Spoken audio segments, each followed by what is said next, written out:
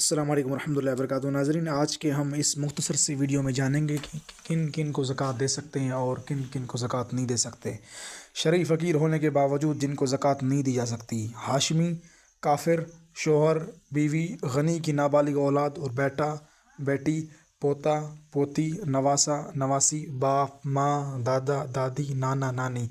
ان کو شرعی فقیر ہونے کے باوجود بھی زکوٰۃ نہیں دی جا سکتی۔ اور جن کو زکوٰۃ دینا جائز ہے جبکہ وہ غنی اور ہاشمی نہ ہوں: بھائی، بہن، پھپھا، پھوپھی، چچا، چچی، خالو، خالہ، بھانجا، بھانجی، بھتیجا، بھتیجی، جیٹھ، جٹھانی، ماموں، ممانی، ساس، سسر،